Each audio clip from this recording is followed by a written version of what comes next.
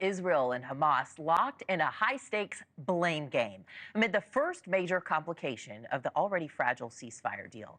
Israel accusing Hamas of withholding a hostage who was expected to be released Saturday but was not among the 4 women freed. Hamas responding, saying Israel is responsible for any delays in the deal and the repercussions. In retaliation, Israel is blocking thousands of displaced Palestinians from returning home to northern Gaza. And to make matters worse, that unreleased hostage is thought to be held by an entirely different militant group.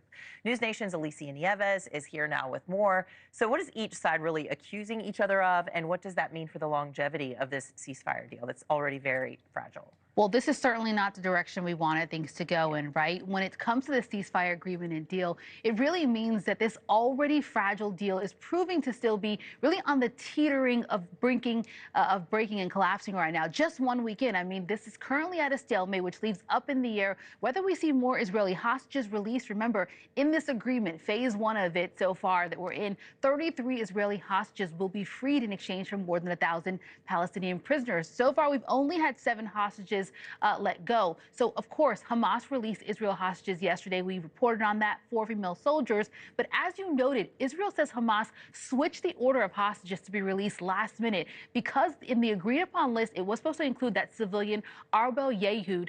Israel also now accusing Hamas of failing to provide details on conditions of all the hostages set to be released in the coming weeks. In response to that alleged violation of the agreement, Prime Minister Benjamin Netanyahu has come out and says that he will not allow Palestinians from the southern Gaza to go back to the north. Netanyahu really trying to hold strong that any deviation from this ironed out agreement going to come with some consequences. However, though, have to point out that a moment ago, as you pointed out a moment ago, there's enough blame to go around here, right? This is according to Hamas. It's saying that Israel's government is using the switch of hostages basically as an excuse to just delay the return of Palestinians to their home. It's released a statement saying that it has informed mediators that Yehud is alive, providing guarantees that she's going to be released next week if all doesn't fall apart before then. And there have been some developments overnight adding to this concern. Israeli soldiers accused of shooting at, killing 2 people, wounding 9, including a child. This happening during a clash with the IDF as they're trying to protect that northern border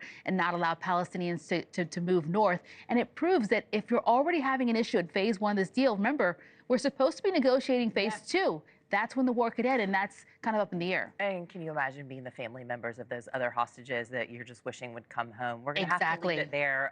But also later in the program, we're going to be talking about what's going on in Lebanon and the ceasefire deal there that's already facing some That's also things. Yeah. All right. Thank you so much, Alicia Nieves. Thanks for watching. Go to joinnn.com to find News Nation on your screen. And don't forget to click the red subscribe button below to get more of News Nation's fact-driven, unbiased coverage.